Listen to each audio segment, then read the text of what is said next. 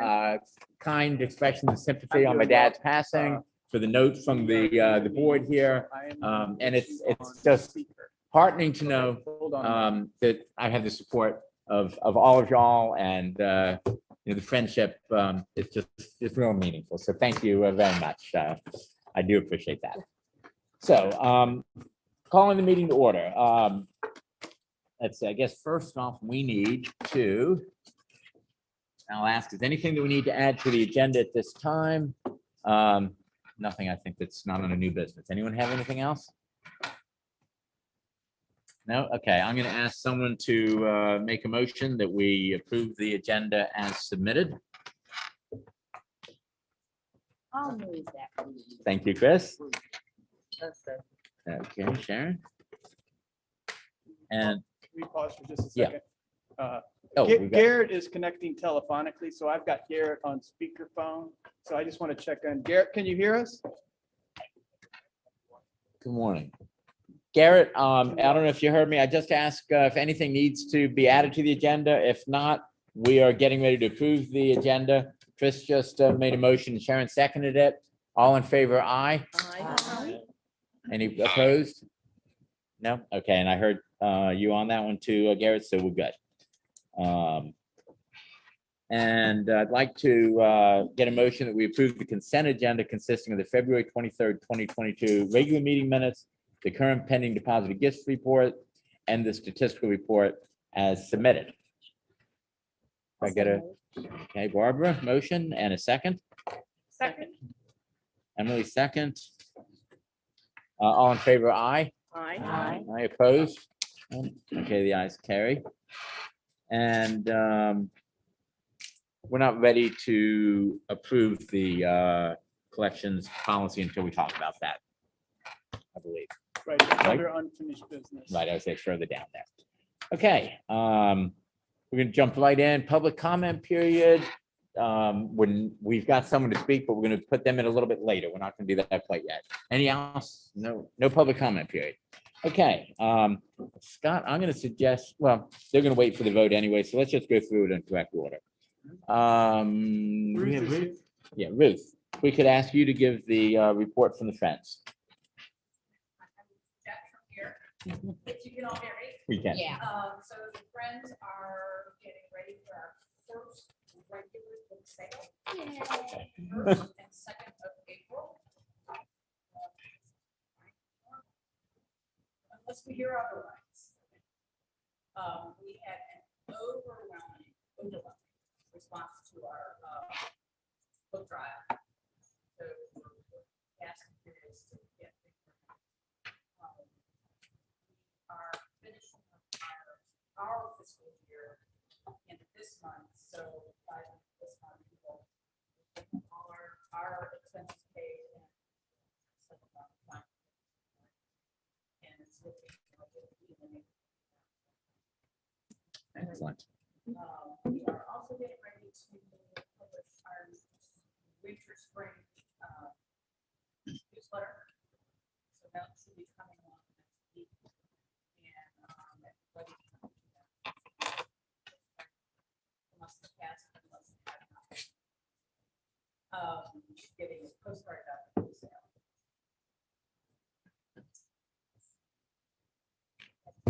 That is our. Okay, thank you. Any questions for Ruth? That's great. Thank you, Ruth. And Susan.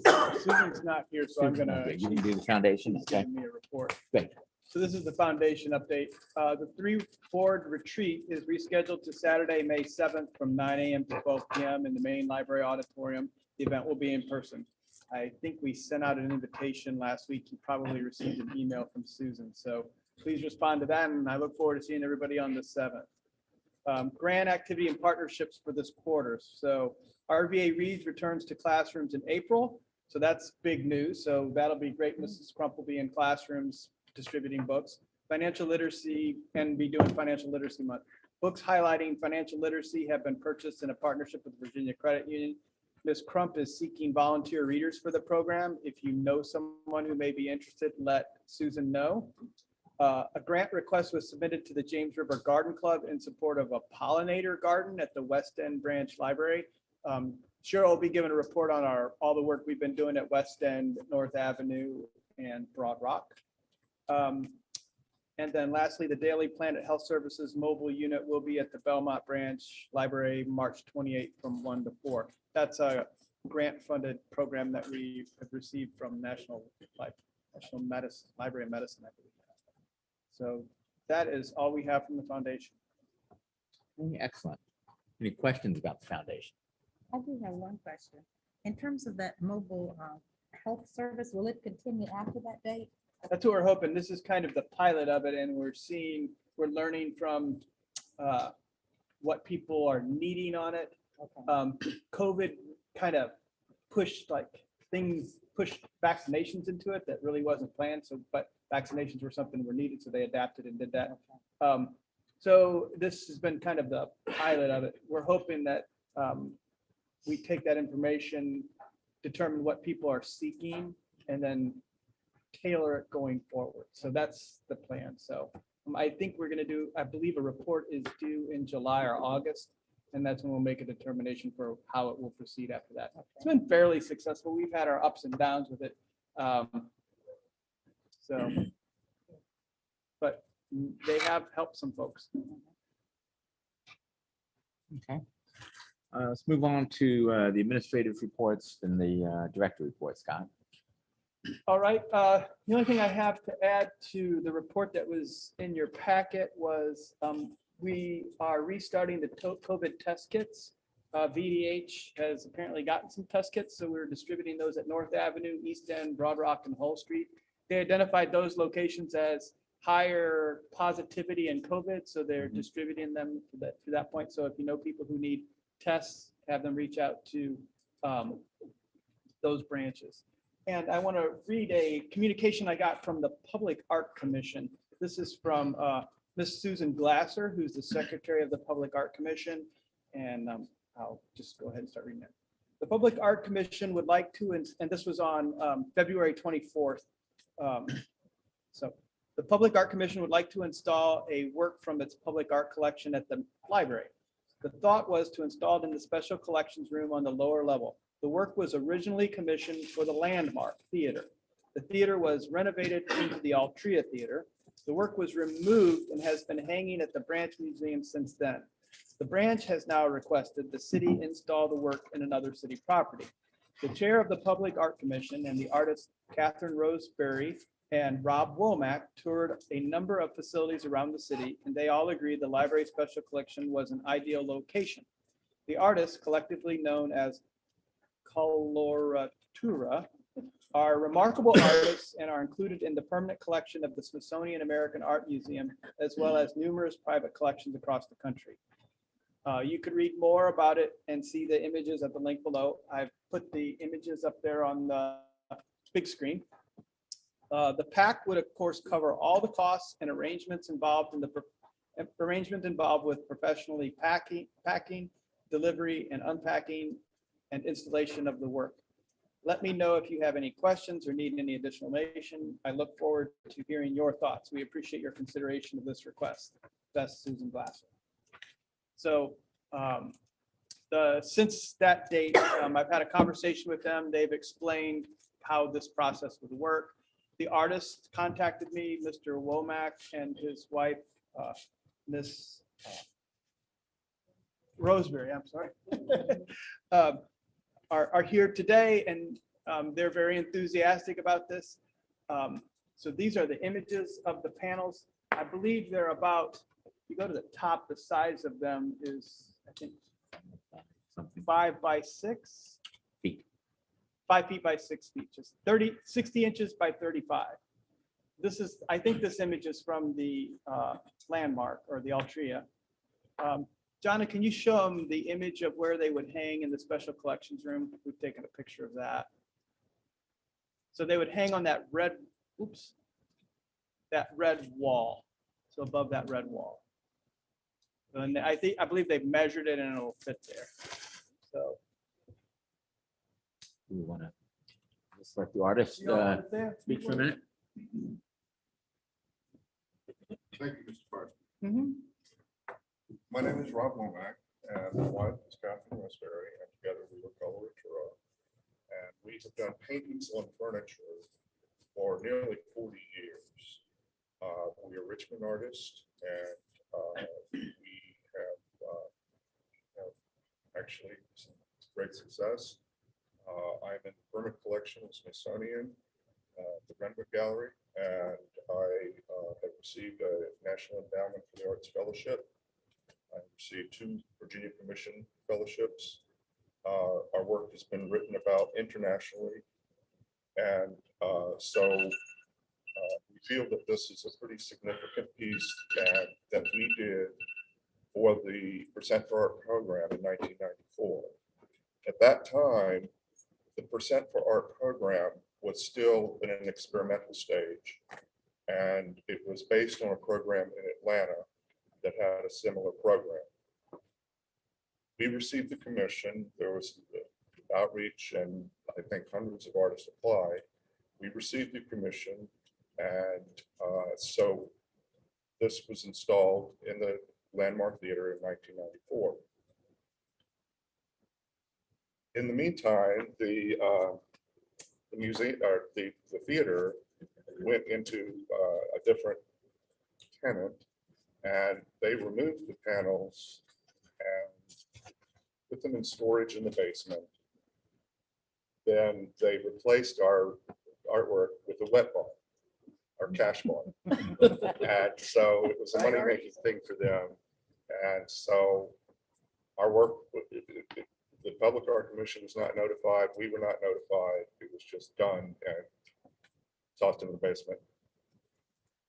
In 2018, Catherine and I were given a retrospective at the Branch Museum for Architecture and Design. And we included 50 of our works from 35 years.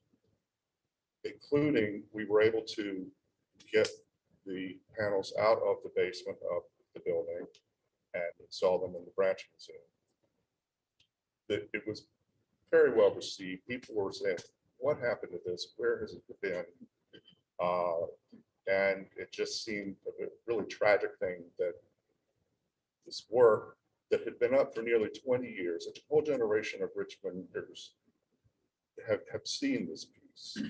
And so the Branch Museum, after we had our retrospective, they asked if they could display the work for the next 3 years. And it just came down last month.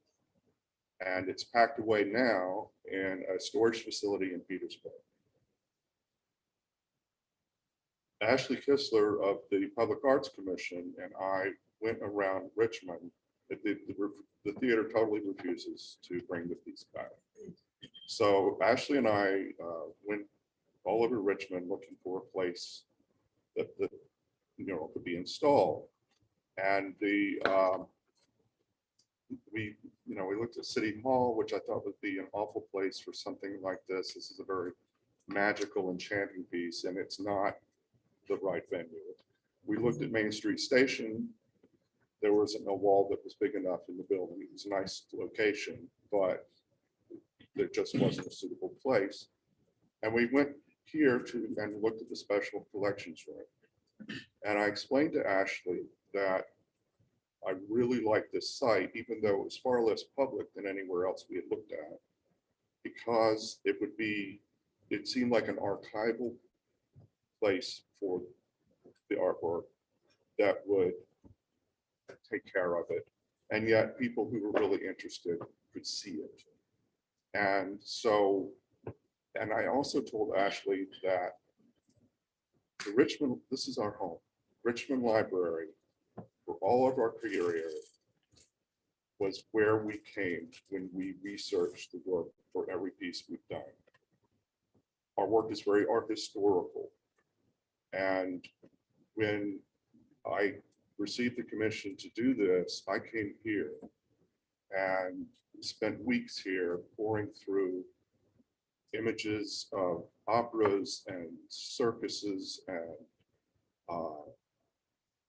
just Islamic architecture, 1920s fantastic architecture in order to be inspired for this. The genesis of this piece is I came here and I looked at all this imagery, but I still didn't have a theme. So I went home and one night I woke up at 3 a.m.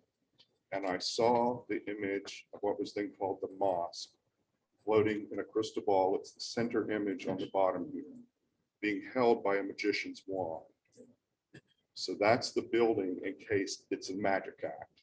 And the magician and the audience themselves are inside the crystal ball. They've all been miniaturized. And I felt that this was such a perfect theme for this gorgeous magic box building. So that was the genesis. And then there's a levitating opera singer in a gilded cage and a Turkish acrobat catapulting over a protozoa. And they're all illuminated in this dramatic stage light. So the piece, to me, it was part of the Landmark Theater for many years, but it's about Richmond. It's about the opportunities that we have in here for artists to create. And a very important opportunity is this library. Because, as I said, our work is very art historical. We always came here and left stacks of books to put beside our drawing table.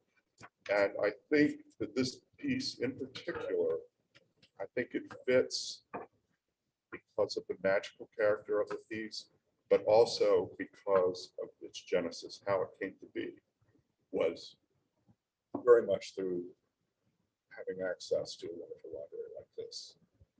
So when Ashley and I saw the room, I realized that the proportions were ideal.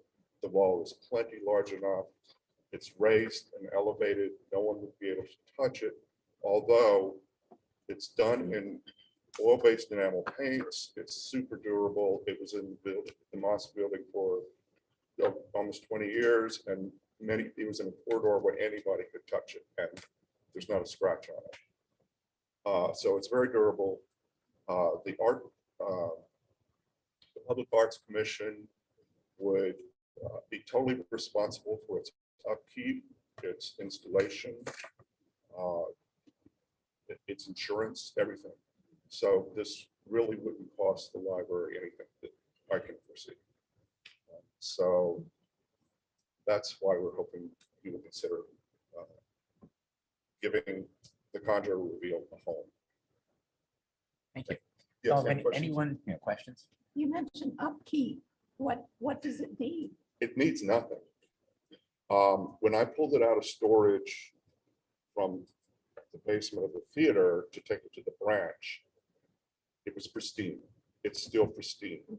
I have a panel here. I did this for presentation when I was applying for the job here, and I created this panel. It's on masonite. It's done in the same paints, which are all based enamels, many layers. And so this is an extremely durable piece of work, and it's in perfect condition. It looks like this panel. So we probably couldn't wreck it here. You couldn't. It's very easy to install. There are holes drilled in it, and you just put screws in them, and then there's a gilded framework that covers the holes. But the art commission would do that. And then art commission would be doing all of that. It's so easy. I installed it myself at the museum with another set of hands to help me. So it's a very durable piece. So another thing about this that I really appreciate is that Richmond has a lot of artists here. BC is the largest art school in the country. There are many professional artists here. And what this represents for me also, I think seeing it in a library would make people think that Richmond supports art at the end of the last century. And it's a document of that kind of thing happening here too. Yes, I'm going to build on Janet's question, but first I've seen them at the branch and they're far more vivid than this. Yes, they are. suggests. You know, they are they truly are. really not too bad with their color. Any condition problems with them? They are in impeccable condition. Okay. When I installed them at the branch, I put a coat of paste wax on it. Mhm. And it wasn't even that necessary, but it, give them a little more shine. But Yeah. they look as good as this panel. My question is, can we appreciate them appropriately hung so high? Yes, I think so. I think So you'll be able to one of see. the problems we had with any other location we looked at was that we didn't have a wall that was long enough. It's Yeah. 15 feet long. Yeah. And that wall is considerably longer than that. And I think actually they would look really nice displayed elevated in that way. Okay. I think it would give them an importance. Good, okay. We're looking at this, as y'all know, we have some pieces of art that are, for example, outside of Home Street, the sculpture and so on. Yeah. Some that are permanent. If you go into the Gelman room, more of a rotating Yes. situation. This is actually a envision of the permanent installation for the foreseeable future. Just, not just rotating, would be there. And I personally think it's having seen it back down from mosque years ago even, that says something about my age. But I think it's a really nice match with the special collections room, not just because of the wall, which is important, but just sort of what that room has. I think it sort of matches up with it. It's a part of Richmond history. That was something that I noticed in that particular room, as it is now. There's the colors, the scale, everything about that space seemed ideal. It was the only place we saw. Main Street Station had some beautiful spaces, but there just wasn't a wall that was long enough. How often would it be seen in this special collections? That's a thought I had when I was down there. Probably not very much, but I do understand that the library is thinking of perhaps a different future, and it would be really wonderful if it could be worked into the design of any other room that it could go into. And I think it's very adaptable. As an example of a Richmond artist using the library, I think it could go in many different spaces. But I think the special collections room, as the library is now, has the room, the space, and the ambiance. Any more questions, Mr. Womack? Okay, thank you. We're going to put a vote on that as part of our new business. So in about 25 or 45 minutes from now, somewhere in there. Thank Okay, you. thank you. Thank you.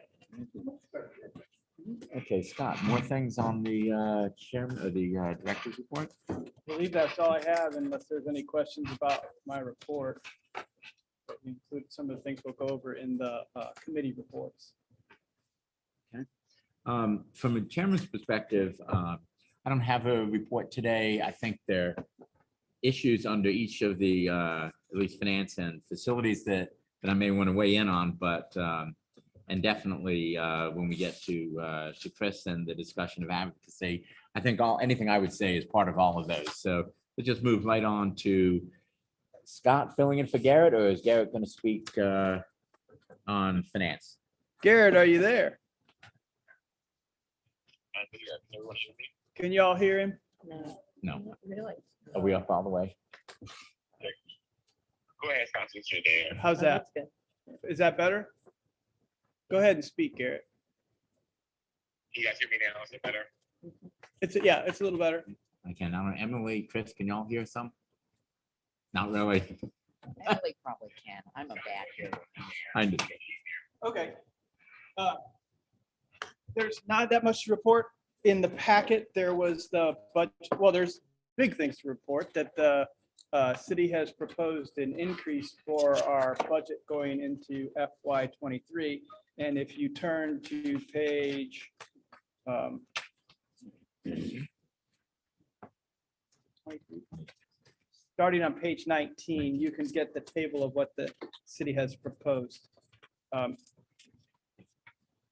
So adopted in 22 was 5,995,000 and proposed for 23 is 7,084,000. So that's more than I believe we were scheduled to get. The mayor put in an extra $456,000 to support the library, and what budget is explained to me is that the goal is to try and get the library back to 2019 levels and restore other departments back to 2019 levels. They put additional funding in for Parks and Rec to ramp them up going into the construction they have planned. So there are a lot of competing interests. So that was one of the big things of the budget. The other one is a minimum wage increase for incoming employees up to $17. So that's a very large expenditure and initiative to move forward. So our budget was competing against all of those things. There's also huge increase. There's also large increases for police and fire. So those are big increases that are going in, and so those are the competing formulas. So the mayor presented his budget. This was the result of that. It arrived to city council on February 28th, and they started their process. This sheet has a list of the 14 meetings that they'll proceed to have to review the budget, consider the budget. They will begin making amendments. There was a meeting on Monday where they reviewed it with their analysts from city council. They walked through it. It is unclear at this point which way they're going to go. In the past, they've had departments come and do presentations. That was brought up on Monday. I don't know what the next steps are for council. They're going to have another analysis meeting next Monday, and then they will begin making amendments. And so then that's where it becomes a discussion with the mayor's office and administration as to where they're going to go. I believe the CAO is going to also follow up on Monday and answer some of their questions of the competing priorities. So we have a long way to go, but this is really a product of all your work that you did starting in December. Great job. I think everyone gets a lot of credit there, getting out to council members and really lobbying for it. I know we were asking for $8 million. This is a pretty good result in my mind. We'll talk about that some more. I do think it's important, though, while we're looking at this and saying it as a positive, to note the, if you look at the per capita funding that they've done in the last 3 years, we've gone up about 7%. That's not bad, but 7% over 3 years isn't a wonderful, let's all cheer about result. I mean, I think it's good from where we could have been and where we would have been without the work that's been done. But you take that and think of inflation, and then you look at our number one cost, which is HR, the labor cost here. When they put that increase to 17 starting, it is going to create a real crunch on the numbers there. They're aware of that. The city knows that when they do that, that's happening.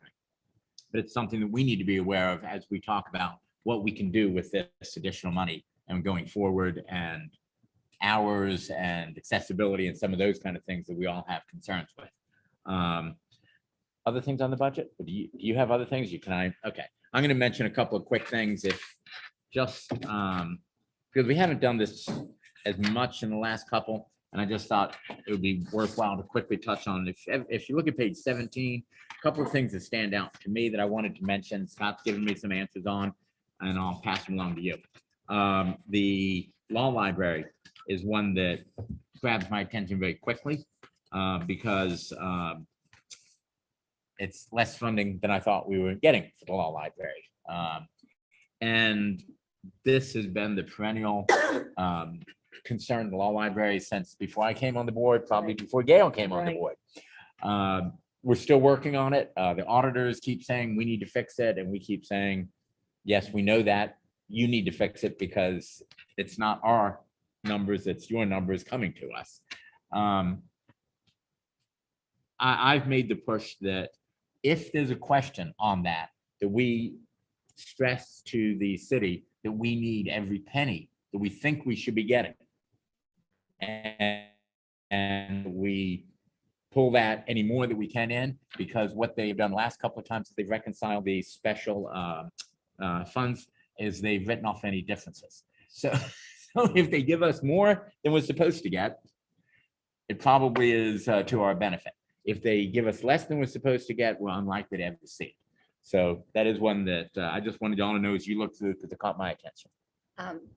I didn't, a lot of the funding is for filing fees. Yes. And I noticed there was a bill introduced to increase that this year. I tried looking it up, but I can't, it's too small to read on my phone. So I don't know, but maybe that will help. It didn't It didn't happen? Oh, nuts. Okay. We put Uh, it up the last few years, but it hasn't Right. made it out. A couple of other things, you may note the Verizon E-rate. That's just a kind of a number that grabs your attention and you say, well, how come it's so much larger? And Scott? So you'll notice that we have, we're able to bring in $230,000 from Verizon E-rate. A lot of that, so the E-rate is federal funding that we apply for that pays for broadband and also what they call internal connections. So we were able to write a request for funding to replace all of the routers and switches in the branches. We did this last year.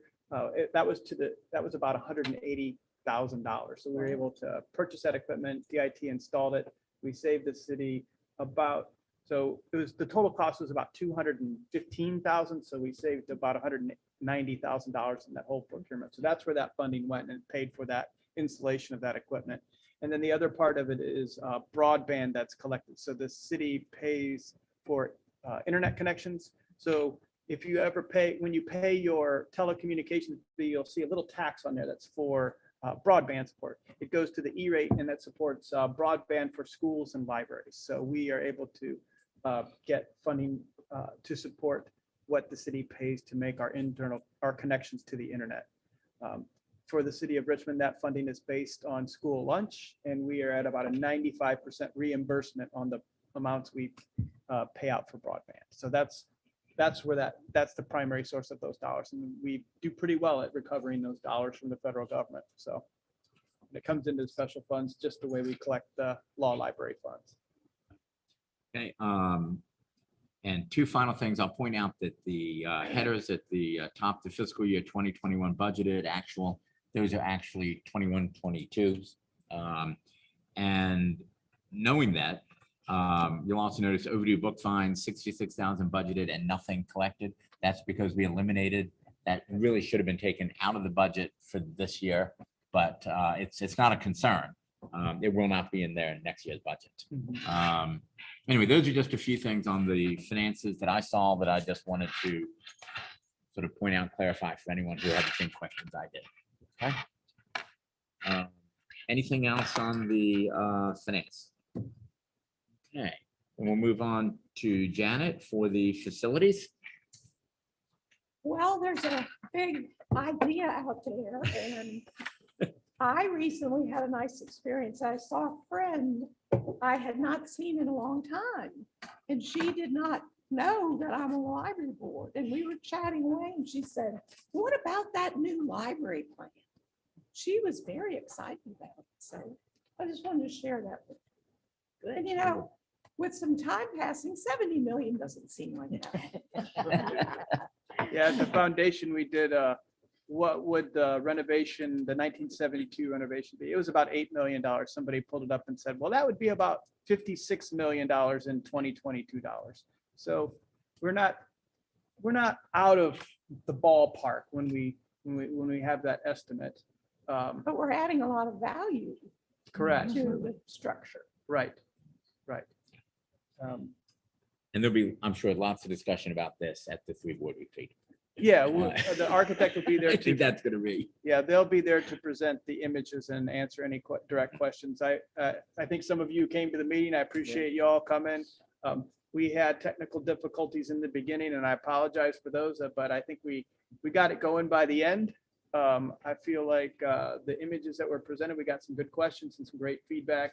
The architects are putting the final touches on the report. It'll go back through Gail and Janet and I for final review, and then it'll work its way through UDC, and you'll get the final report as soon as they get it complete. So I thought the article, what publication was it in? I don't Biz think that- Sense, the Biz Sense articles in here, I I thought thought, that was Mhm. very good. yeah, it was very fair. I thought the author, the reporter did a really great job of capturing the concepts and the costs and, you know, how libraries are changing. So they did a great job. We've gotten some press. I've had a lot of people come up and say, so when are we going to do this? Is it coming down? Why are the bulldozers not on First Street? So, I'm like, it's coming. We're going to get there. We just have to continue to build support, and we'll do that. So, you know, next steps are we get the final report, we submit it into CIP. The lion's share of the funding will come from the city.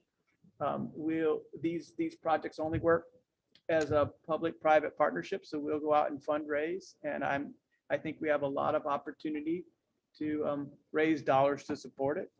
It's a big lift, but we'll get it done. And the foundation's very enthusiastic about this. I Yeah. think John and his whole team are, they're looking at it as the ones who have to do that private fundraising angle of it with, you know, very positive viewpoint that they can get there. So We have a very strong case, and I have to compliment the board. The strategic plan has been something that we can talk about. Those 5 points resonate with people, and I believe people will support it. It's been very helpful. So a all lot of these that pieces credit are goes coming to together. Emily and Chris, who've really taken that from sort of a dry internal document Yeah. into something that can be shared and motivating. So thank you. Other things on facilities? We've got, got- yeah. I was going to ask Cheryl to talk a little bit about the stormwater grant that's going in place right now. Janet was out there. There's a little picture of it. Yeah, so we started project March 16th at Broadwalk Library.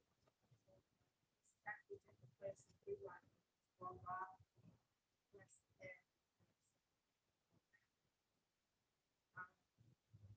Started with the Broadwalk and one time planting trees and native plants and it's really gorgeous. I was there today and actually started laying the rocks.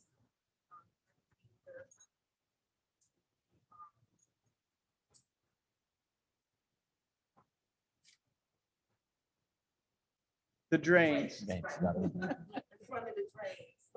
And they're trying to beat the rain, so I understand that it's raining now, so they might have to stop.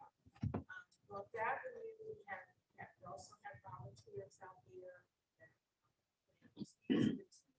Wells, which is pretty interesting. They have, now they have trees much around and what that is like. And on the medium, yesterday, and it's a beautiful, and it started to bud. So pretty pink. So, it's at West End. I think it's a pretty here.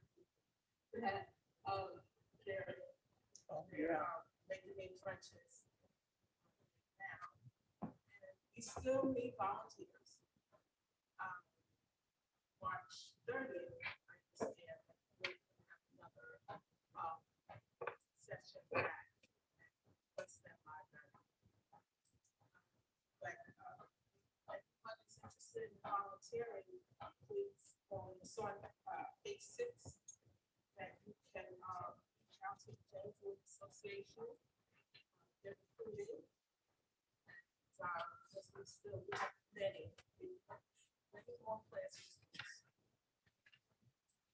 Sure. Well, thank you for that.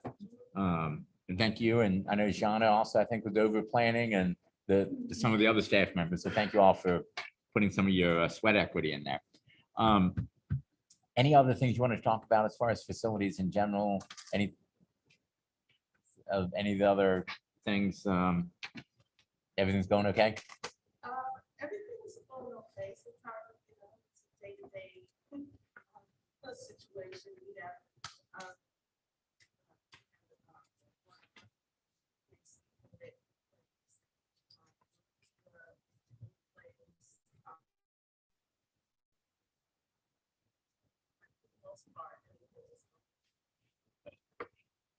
Thank you. Any questions for Janet or Cheryl? Or Gail? Gail, anything you wanted to say? No, okay. Can we say good job? Because I know how hard they all work. They Yeah, have, Good yes. work. I think what I would like, we're gonna have a volunteer luncheon at those locations to thank everybody who came out. And I'd like to do like a planting of some kind, maybe a final planting or a ribbon cutting or something, so you all can see the project in its completion.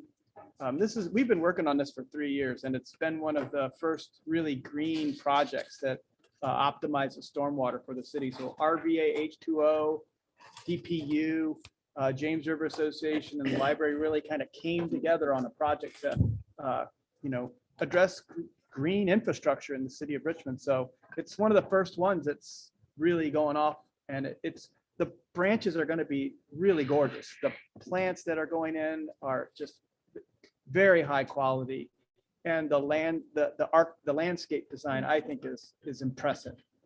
And there'll be some signage moved there. Yes, there are other important piece of this is there'll be interpretive signage that really talks about how the methods that are being employed at those branches will decrease the amount of stormwater that go into the James River. So if we can decrease the amount of stormwater that goes into the James, it makes the James cleaner. It doesn't overburden our combined sewer system, which is a huge burden on the city and something that they have to address by 2035. So it checks a lot of boxes in terms of environmental stewardship. And it's nice that the library can implement it, but also educate and share it with the community. So there are steps that people can take at home. So that's really the ultimate, that's kind of the ultimate goal, raising awareness and lifting green infrastructure. So it's pretty neat. Can somebody from the TD pick it up? I'm hoping that when we do the ribbon cutting Oh, or yeah. final Yeah. planting, that we can really toot our horn about that. Yeah, because it needs some promotion about the stormwater stuff. Mhm. Well, the plants themselves are just so beautiful, even if they weren't working for a purpose. Right. I was very impressed with the plant selection. And one of the other big pieces that's very important to remember is that we had to create procedures manuals so that if Cheryl isn't here and another contractor comes in, they don't come in and start doing things to the plants, because these are living things that work in the environment. So everybody needs to be aware that, hey, this is actually there for a reason. So we need to pull the weeds out, or we need to use the right herbicides on it instead of, organic herbicides instead of unnatural herbicides. So that's been a really thoughtful, deliberate piece of this whole project. So it's very impressive. Emily, governance? I don't have a formal update. Okay, no problem. I'll just quickly mention that Emily's probably going to be out next month. But we all Probably. expect Yay. she is going to be out next I month. will be out. And we'll come back around to in May to discussing positions and so on. Okay. And I am going to jump in with one thing from the chairman's perspective that I realize there's nowhere else to cover it possibly. And that is, I wanted to thank Clay and Scott both for the efforts they've been making to keep all the branches functioning and as accessible as possible. We have had, I've heard from a couple of folks about one branch, particularly North Avenue, that has not necessarily had the staffing to open on time every single day. And that's, frankly, it's a function of FTEs that we have, branch manager assignments with some other things that she's involved with, range of different things. But I think Clay stepping in, we've been opening almost all the time on schedule over there. And as we move forward, this should straighten out. So if anyone's hearing complaints about hours or accessibility to any of the branches, it really may come down to Scott and Clay pulling people from one branch to another to keep all 9 open at the hours they need to be. We are very thinly staffed for the number that it takes to open branches. So when we have 2 or 3 people who come down with something or don't show up for some reason, it does create a problem. So if you're hearing it from constituents, people out there in the community, let them know this isn't a surprise to us, and it's being addressed as much as we can. The easiest way to do it is for the city to give us 8 million instead of 7, but but we're not going to see that right now. So okay, Janet, I guess we move those are the board I reports. have a question about, for Scott, on the hiring update, what does requisition and process mean? Does that mean we're almost there? It's kind of where we're at in the process. So like What? the requisition means we've notified HR that we've got to put it out there for advertisement to Oh, be okay, hired. so that's early. That's very early in the Are process. any of these positions filled? No, none of them are filled. Okay. Some of them we're working through. I know that after today, all of them are in process, so we are, some of them are close to being made to offers, but yeah, that's a lot of positions. And when you look at that high number, we only have 67, so that could be 10% of our staff. And so we're trying to utilize temp. We have a temp agency that we have a relationship, and we have temps working at some locations, but the temp agency can't deliver us the numbers that we need. So this is just a consequence of where we're at with the pandemic and the economy and all those things. But I have to say that staff are really pulling together, and we have paired the branches. So at many of our locations where there's capacity, we can cover those shortages. So you're not seeing any delays in opening. It's just our North Avenue branch is just so shorthanded right now. And then their neighboring branch is also shorthanded. So when I get branches that lose a couple people, that's a lot when you only have 5 people to run a location and you're trying to be open for 47 hours a week right now. And you'll notice if you look at page 19 again, with that chart that was in there on the 7 million that we're getting, the bottom line on that is total staffing. If you look at that, we have 67 positions approved right now. And if you look just 2 years ago, we had 89 and a half FTEs. That's 22 person difference. So if you go back, give them a little leeway and say, well, maybe we were a little lighter in fiscal year 23 years ago. We were still 17. We still have 17 fewer positions right now. Take 17 or 22 and you divide it among 9 branches. And you can see why when we need 3 people to open a branch and we have 2 people or more fewer per branch than we did 3 years ago, why that's an issue. So that's one that we'll be discussing as we talk advocacy. But the numbers are they're a little stark. We're happy about the budget, but when you look at that FTE number, it's still a bit of an issue for all of us. Okay. Questions before we move on to Janet and the materials reconsideration request policy? Oh, I'm to talk about that? Well, you What? seem to be on that. I was not here last month, so I assumed that you had jumped up and said, I'd like to leave that. Well, Emily and I reviewed the collection development policy, but not the reconsideration. Yes, you reviewed it all. Great. So Yeah, I would it all believe that. got reviewed, but Emily, And did you? But I Right. didn't, yeah, we didn't, I didn't feel there were any changes needed to the Yeah. form yeah, Right, or the yeah, reconsideration. right, Yeah. so we Okay. focused on the collection development policy, right, which is in very good shape, and we just tweaked it a little bit. right. I To thought it bring was a some very things well up. crafted Yeah. Yep, some document. things Yeah. needed to be Little updated a little little bit. things. Yeah. But yeah, it Yeah. was an easy assignment. Right.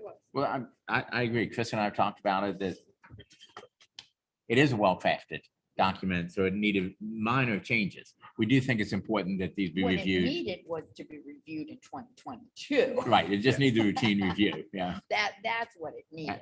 as do a lot of other policies. And by experts. So thank you.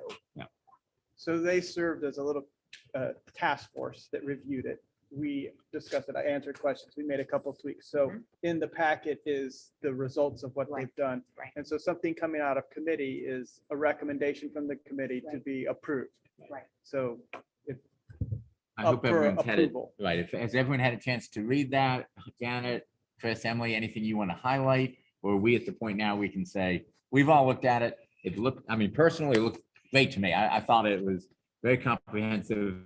I was particularly pleased to see things like on the approach of young adult versus juvenile, although they're not calling it juvenile, children's. I guess that the children's, you looked in this show, the Comic-Con, the Martin Luther King, and what's the other biggie? But anyway, they were all three in there as sources versus what you're looking at young adult and the way young adult merges into the adult and that the balance. I mean, you can just see a lot of thought went into how to handle some of these. And I think from a perspective of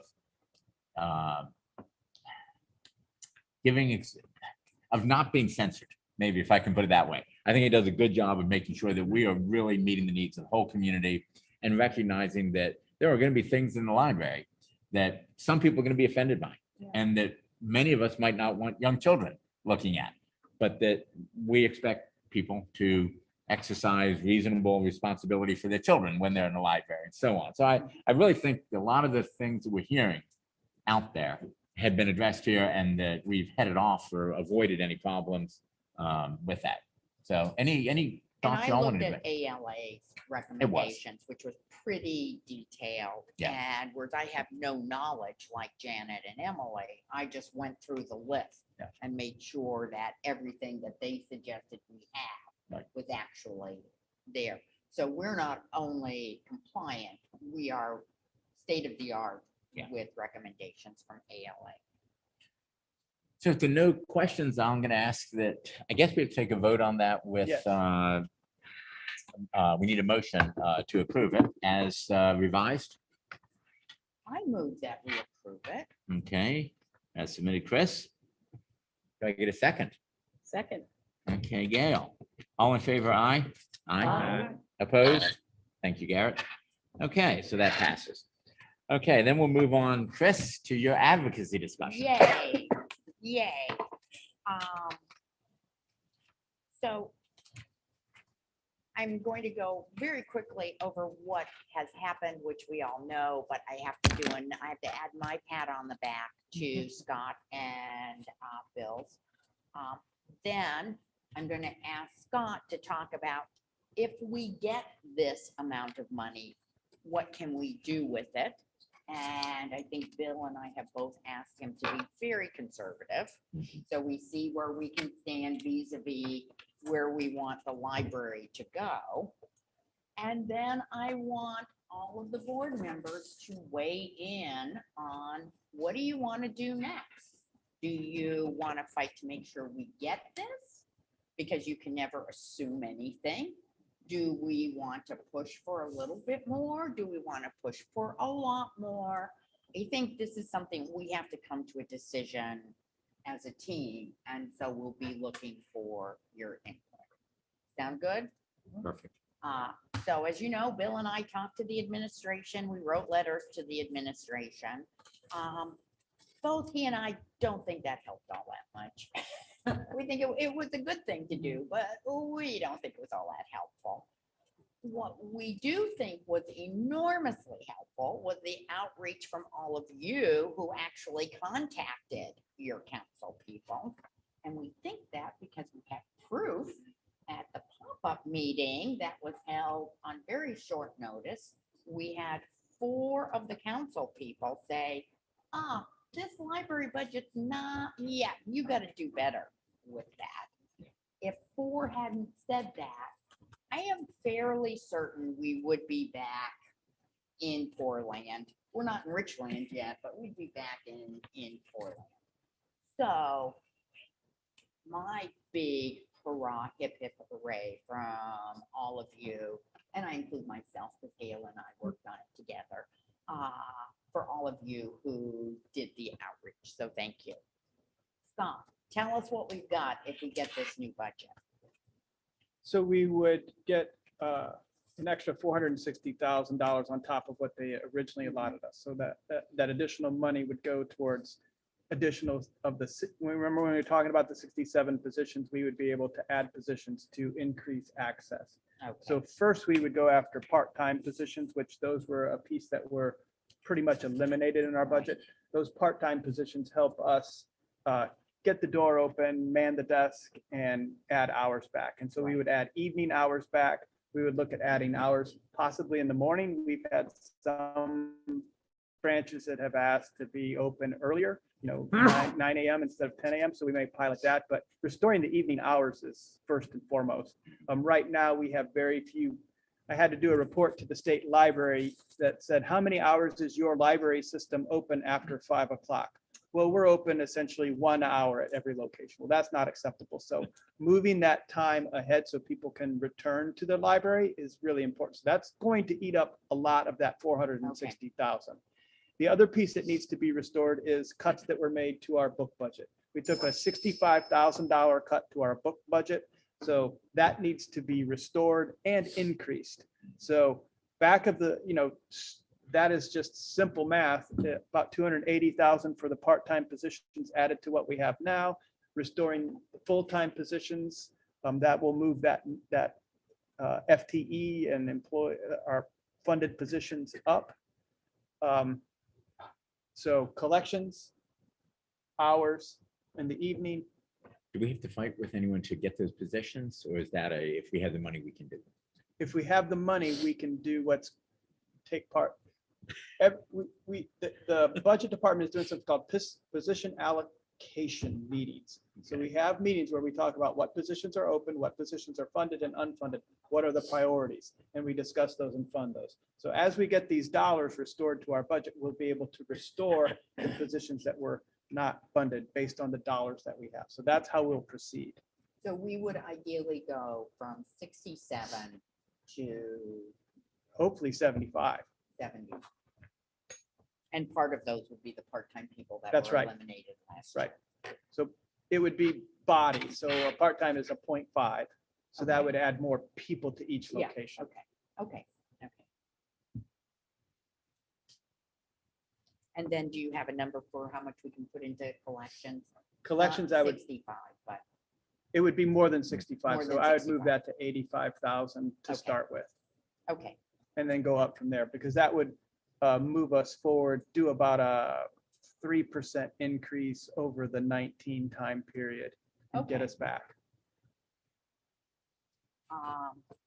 questions on those numbers for Scott? I'll mention something on them. You'll notice Scott did not mention restoring any weekend hours. Yeah. Okay. Yeah. There's not enough in there Right. that we can comfortably Right. expand Right. evening hours Right. and Good do point. anything about Sunday hours. Yeah. Good So Are the evening hours every week? Yeah. Evening at every branch? Yes, we would. So the one thing that I believe in, and I think that our patrons really need, is consistency when it comes to those. And we need consistency across the board. We don't need the people to think like, oh, is this one open till 6 and this one's open till 7? I want everybody open till 8 or 9. Ideally, 9 o'clock would be best. Mhm. And if we can get to 9, that would be what Yeah. we'd shoot for. We're going to get concerns because people aren't used to us being open till 9 o'clock. But I think we'll build the clientele I over was gonna time. say, we'll have to be proactive with programming. Yes. And wooing people in. at Right. evening. Yeah. I mean, ideally, I want to see us open 10 to 9 Monday through Thursday, 10 to 6 Friday, Saturday to start. That would be ideal. So this number will start moving us towards that. It won't get us there. But we're going to try. Okay, so if we're all comfortable with what the numbers will buy us, in your experience, because I personally have zero experience, what's the chance that we will lose this money? Well, we have 10 more meetings. And it is very, I can only speculate as to where they're going to go. If I knew where they were going to go, I'd make some money at Caesars or something. I don't see them reducing us. reducing what the mayor's proposed, Okay, but I don't know what the competing interests are. okay. The narrative is, and across the board, I believe, coming out of the pandemic, the economic situation we're in right now, the future prospects of revenue are all factors that are playing into what budget has prepared and presented. And they presented their, I think, a pretty good recommendation as to what they can fund. I don't think they would have put something forward that they didn't feel like they could fund. Now, the challenge will be if council goes in and says, whoa, no, I want to do something else. And then what happens is we have to take water from this glass that's half full and pour it into this glass that's half full. And so this one gets more empty. And that's a game that we'll see how that gets played. I don't have any idea how that's going to get played, but I'm hopeful that we'll be able to maintain what we have. I think they'll go after something else, but again, there's competing priorities across the board. So the next 8 weeks is going to be rocky. So one last question. When we look at these meetings and the timing until May 1st, are there critical meetings or is there critical timing that we have to be present? Usually the drop dead date is when they have to give their amount they're going to fund for the schools. Yeah. But I don't know what's going to happen with that because the General Assembly shut down and they didn't have a budget. Yeah, So I don't know what's going to happen with those numbers, with those things. It usually says on here, is it May 15th? Yeah, so see, the May 15th is usually the drop dead across the state of Virginia. They all got to have their budgets done by then because you're across the state of Virginia, your school budget is the biggest, it's the biggest thing in your budget. So that has to land. So most localities have that done. If they stretch it longer, I don't know what happens. They're breaking the law. Is that right? Shrug. So yeah, the 15th is a big date. 31st is the date. The 31st is the final date to have something really done. So they'll carry it all the way up until that date. And you'll see horse trading all the way up until that time. Do we need to do anything at the April 11th public meeting? I know you're representing us in a lot of the other meetings, but do we need to have people? Hold on to that. We'll see what happens. If somebody comes in and says, oh, we can take that $500,000 from the library and give it to schools, that's when we're going to need you to line up and say, whoa, hold on. Go and speak at the microphone. It's also better to make the telephone calls to the advocacy those relationships that you developed over the last few months. Those are the times to say, hey, whoa, you helped us so much. Why are you pulling this back? Help, we were going in the right direction, or hey, we need a little bit more. That's going to be the decision you all talk about right now. But that's how I would proceed. Chris, my suggestion on that, Scott's saying we do that. I think we may want to be a little more proactive on that as far as to making sure that the council members Yeah, I agree. go into their first. So whatever we decide as far as what our next step is, our base, tell me if you agree with this, is prophylactic. We make sure we keep the 500. Now, Gotta do that. we may do that, but We but have to do that. institute some actions to make sure that we don't lose our, I think it's a small but significant step forward. And to that end, I would say we all have to note on our calendars, April 11th, for us to plan to be at the budget hearing. And maybe if is this the time where the public actually speaks? Yeah, the public will speak. And Okay, and then line up several of It's us line up, to speak. and it's ours. Yeah. Oh, I am Yeah. just sure it It is. is. I am just sure it is. The other thing I would tell you is, I don't know if it's before or after, but a contact with everybody before or after saying, we got to keep this money. We have finally enough funds to do boom, boom, boom. So an individual touch point too. So those are the two things that I think are prophylactic. What do you guys think? Emily's nodding. Yeah, okay, Vigorously. I just expect not, actually. Okay, one thing I would say on that, Chris, is I think particularly the people who were supportive and said, take it to the CAO, take it to the mayor, take it to Reggie Gordon and so on, that we need to go back to them and said, we appreciate your help with it. They've put this in. It's not enough to get us where we wanted to be, but we truly appreciate how much is in there. And I think we've already done that. if we haven't already done Yeah, it, I we think we've need to do it already and done just that. really stress that, Yeah. here's some of the things we're going to get from it. Yeah. Well, that we need to tell a good story. Right. Yeah, But we at need the to same tell. time, we can tell that it's a split story, Chris. Yeah. We can say, Yeah. we're going to get to do that. We didn't get the full amount we need, so we can't do this part yet. But one of the things I heard from the entire board was how helpful the cheat sheet was when they were talking. So we think we now need the new cheat sheet. We are so grateful for this money. Here, if we can keep it, is what we can deliver to to the residents in your.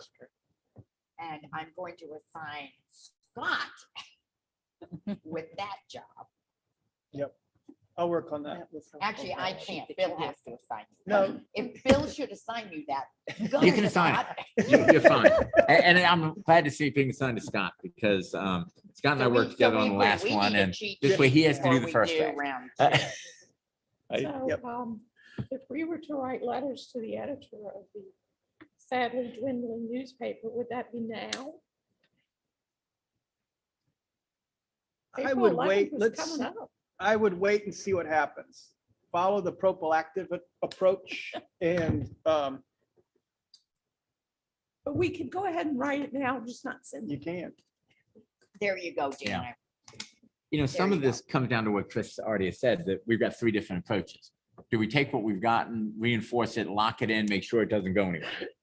Do we ask them for a little bit more? And my first thought was, when I saw this out, do we, a couple hundred short over what I had hoped for?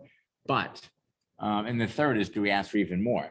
And I mean, my personal opinion is that we're unlikely to get more. The council is going to feel like the ones who supported us on this, that they went in there and they got almost 500,000 for us, and that we should be really thankful. I don't think we're going to get a lot of benefit, and we might lose some goodwill if we push that. Right. That's particularly true with the master plan and the $80 million that we're looking at. We want people to feel good about the library right now. But there's an argument to be made that we need to ask for more now.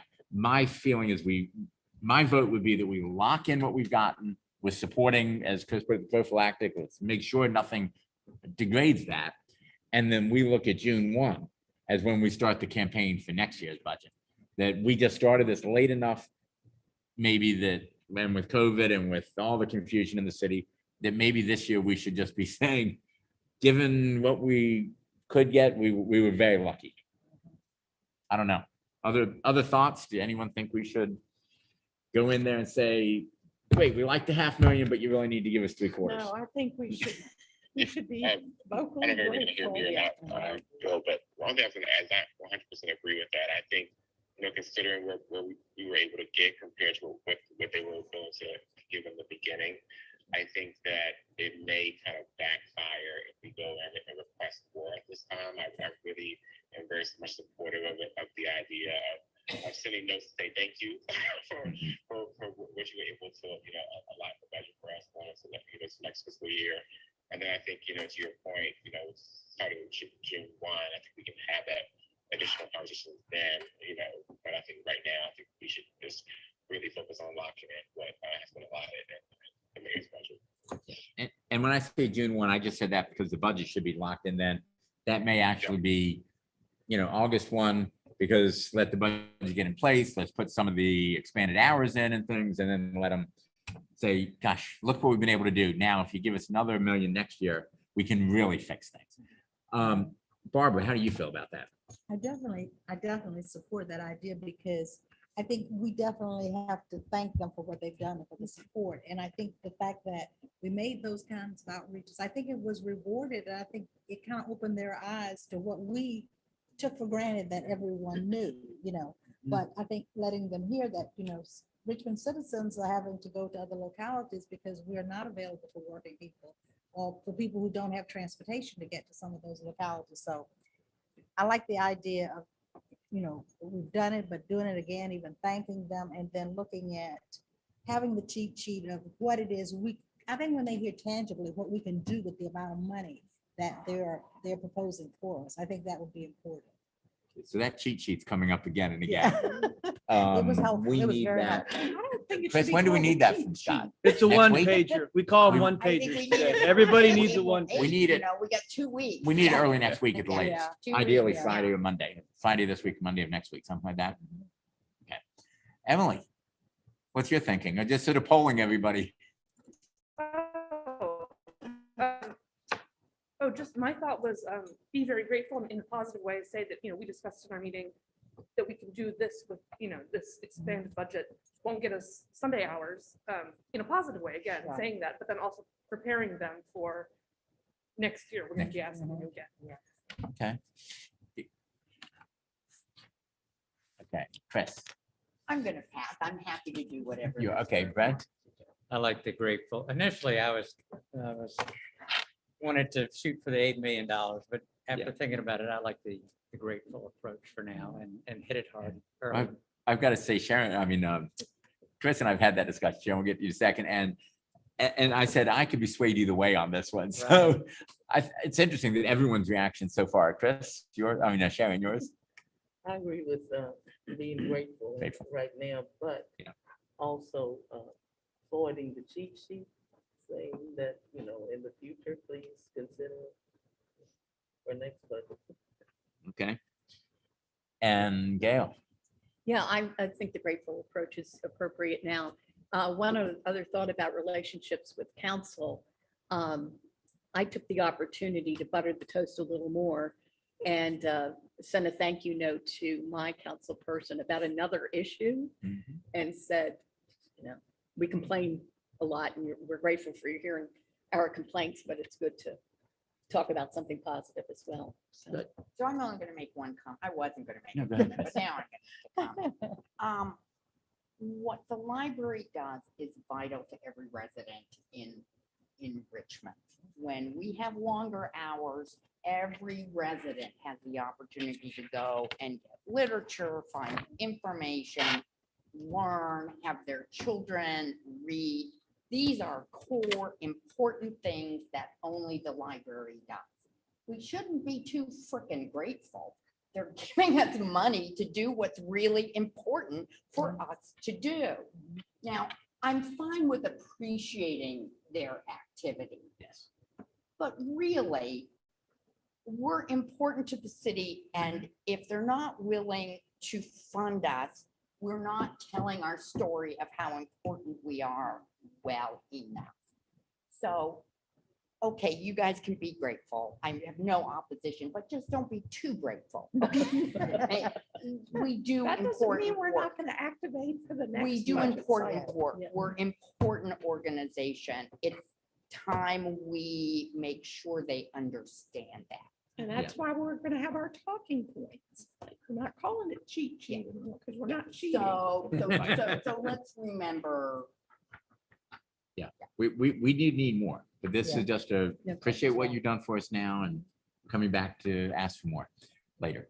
And I think And that- tonight, we're gonna do it a little more tactfully than that, but But I think that was one of the things that, that my council person was able to say very clearly. I'm grateful that you all, are letting me know now. She said, but you're months behind, in terms of that. So I think we they're are gonna do educating better us. next Like, year. so they're Barbara, you're educating us on how to absolutely get there for next right. year. Yeah, we are gonna do better. Yeah. We are reloading. We are. and Chris, I'm gonna suggest that you or I or both of us make the contacts back with Link and Reggie, because I think that will help lock it in too, letting them know we appreciate what, I think you're right. Appreciate, I'm fine with. Appre- Let's not be too grateful. I like appreciate more than grateful. Okay. Yeah. Appreciate's a better word. It's a shading on the words, but okay. Other things you want to talk about? with Appreciate advocacy? the start. Yes, I think start is a good word, that this has gotten some of the momentum that we've needed. It lets us, start recovering. It doesn't get us all the way there. I mean, we're not, this isn't a one-time thing. This is the first step, and it's a fairly tall staircase we're trying to get. So, and I don't know whether we should even mention you need to be ready because of the publicity that the library renovation has gotten already. You need to be ready to answer that. They say, well, what about? Okay, that's a separate issue. It's not our operating budget. Yeah. But you need to say that's part of what the community really needs and deserves at this point too. And there'll be a lot more coming out on that.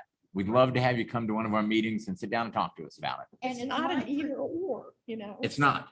No, it's my presumption, Bill, that the foundation's in charge of non-city money and we're in Yes. charge of city money. Is that a correct? Okay.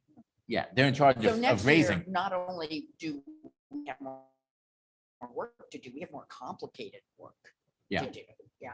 Yeah, I mean, the foundation will be in charge of the private Yeah. fundraising. Yeah, but you're Okay. right. As far as getting the city to do it, we have to be the That's big us. app. They'll help with that. I mean, it's going to be a Oh, team we're- effort. We're all gonna Right. be on the same Right. team, yeah. So, and same with Friends. We need to keep the Friends Okay. in there too. Okay, anything else before we move on to the final piece of new business that I have, which is just to vote on the artworks? Anything else before that? I have a question. Go ahead, Chris. When we agree to have these wonderful works of art in, are we signing up to a in perpetuity for a set period of time? What exactly are we agreeing to? Can you answer that one? So the Public Art Commission would continue to own these items. Okay, And they described it as a long-term loan to Okay. us. So they will take care of the maintenance and continuation. yeah, I understood Uh, that. I just but if- wondered how if we long was renovate, long-term. When we renovate, not if, Okay, the- okay, and that wall goes away, we okay. may find another place for them. Well, We may what we not, would they do may be, unlike but all it's- we tree is can't we would commit contact the forever. Public Art Commission and say, Okay, hey, we're going to do this. We're going to let them know. so that's that why I they, asked. yeah. We are not committing that they So- have a So space it's their forever. call in the Right. So future. what I'd like to do is get a memorandum of agreement or understanding before we proceed. Once we accept it and what are the terms and conditions for which we'll go down the road with this. But that is one of the ones, Chris, you're good to bring up. We cannot commit to doing this forever because Right. things are going to change. Right. Other questions? Can I get a motion that we Except for Ex- long-term loan. accept the loan based upon an MOU to be developed? Yes, for the panels. from Is the that- Public Art. Donna, you good with that? That's a move. Okay, Sharon I second. and Janet is seconding.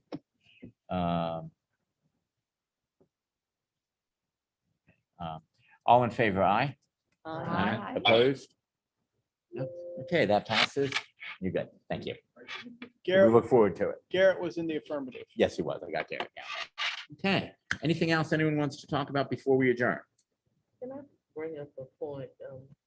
How are we publicizing the library services now?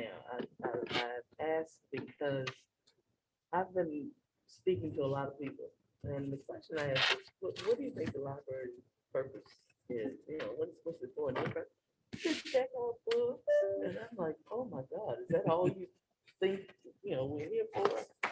And I know in the African American and Hispanic community, the knowledge of all the services that, you know, the library has is not known.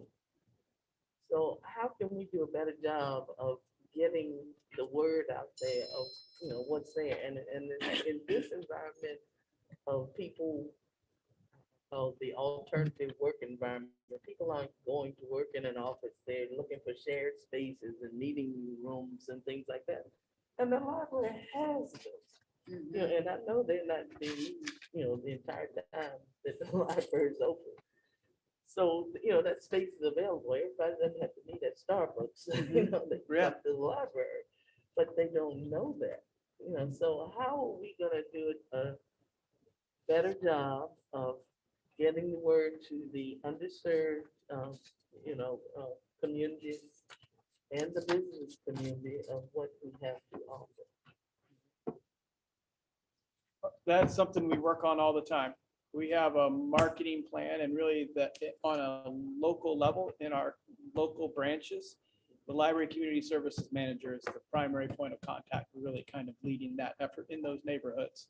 So you will see those managers using all the tools available. So they'll be connecting through social media, electronically, in paper, and person to person. So doing things like Nextdoor, we have a Facebook profile, we use Instagram, we have a library website, we create publications in both print and electronic format. So those are the different channels that we're communicating out on. So if there's programs, they get pushed out over those channels. So the branch managers and library staff here at Maine all work together to promote the programs we're doing, the resources we offer, and what's available. One of our things that we have the most control over that puts our message out the loudest is our website.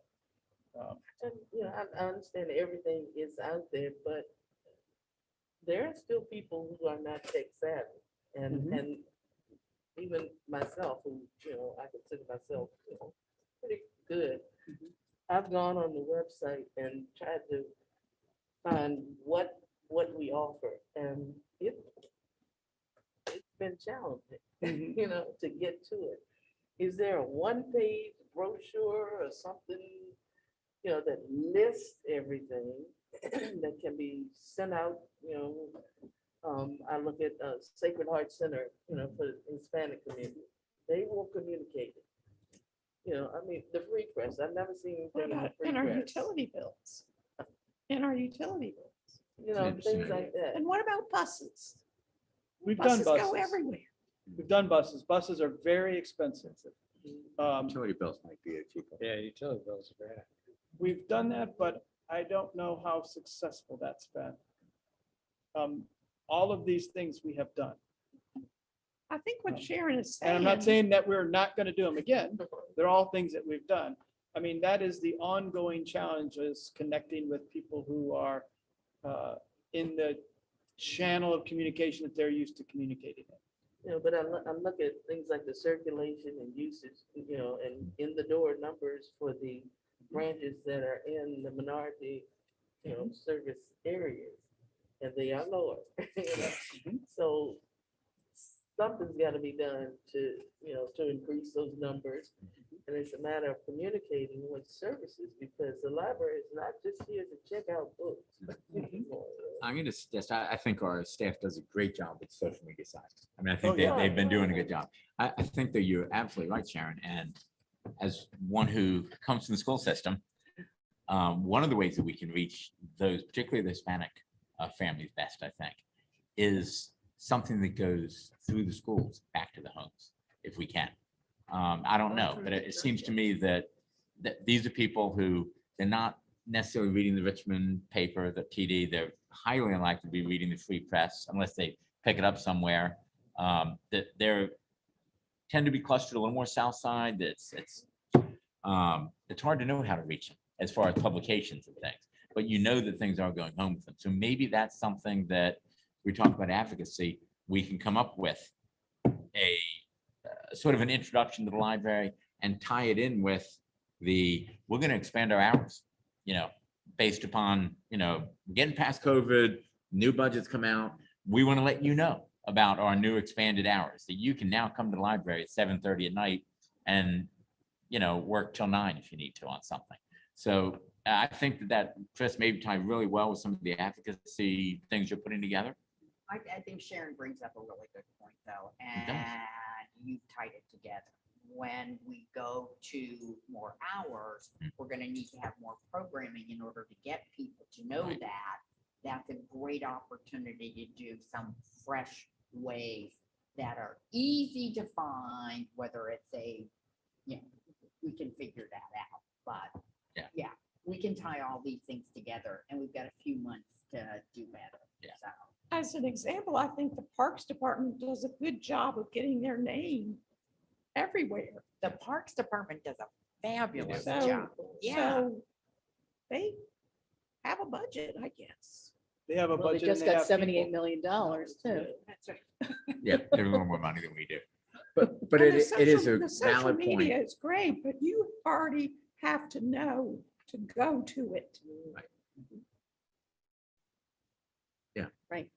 So we need to look at ways to get out We there. need to be a little deeper. We need to be more strategic Mhm. on this. Yeah.